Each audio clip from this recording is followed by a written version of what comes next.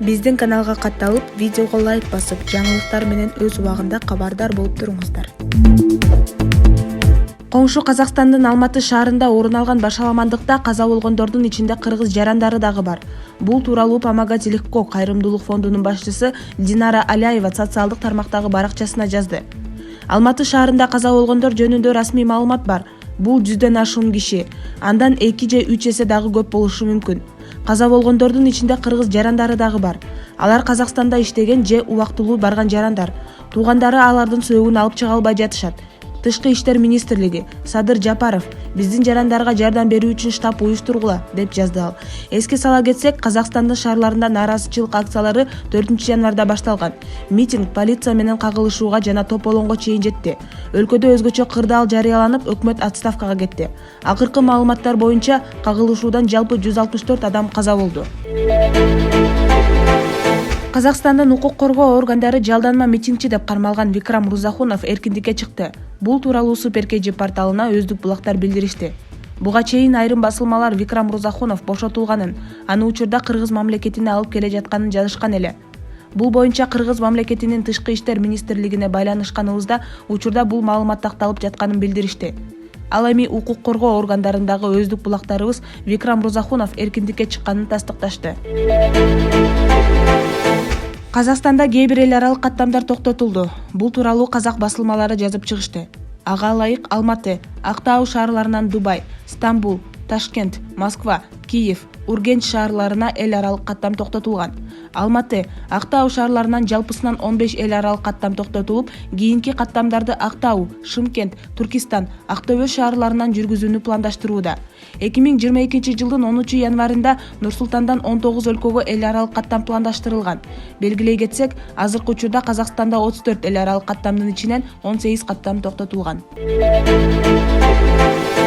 Бүгүн 10 январь саат 11:30 карата кыргыз-казак чек арасынын иштөө тартиби өзгөрдү. Бул тууралуу Улуттук коопсуздук мамлекеттик комитетинин чек ара кызматынын маалымат жана коммуникациялар башкармалыгынан билдиришти.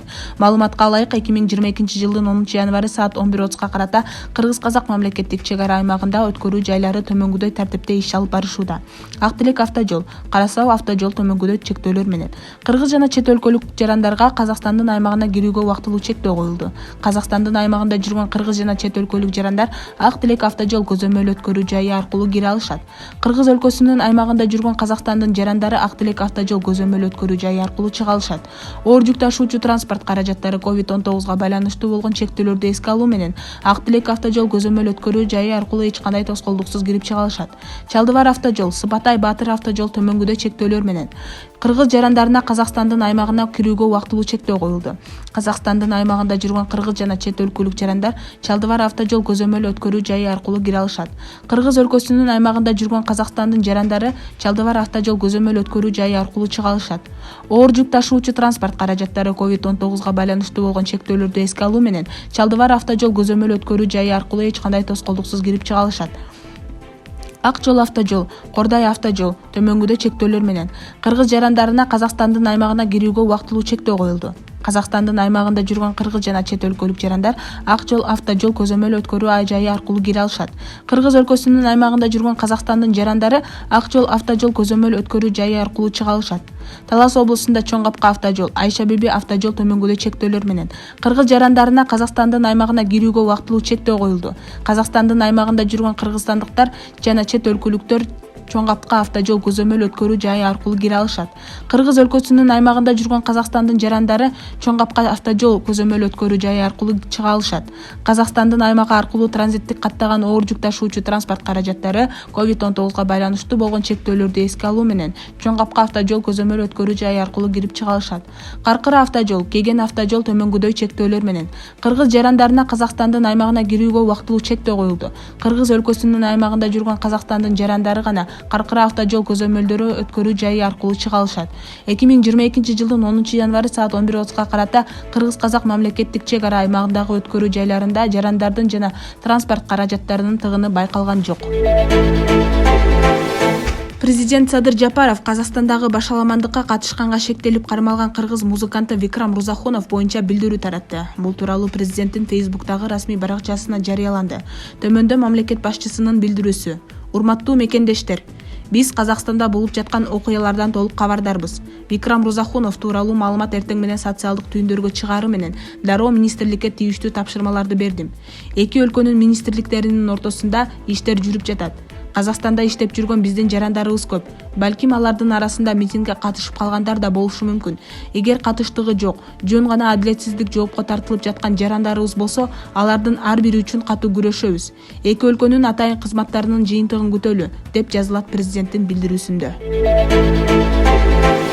УКМКнын төрагасы Камчыбек Ташиев социалдык тармактагы баракчасы аркылуу билдирүү жасады. Казакстанда болуп өткөн башаламандыктарга бир жарактуу пропаганда аркылуу кыргыз коомчулугун күнөөлөгөнгө болгон аракетти жокко чыгаруу биздин милдет. Себеби чындыгында кыргыз мамлекетинен эч кандай атайын даярдыктагы адамдар коңшу мамлекетке өтүп башаламандыкты уюштурууга катышкан эмес.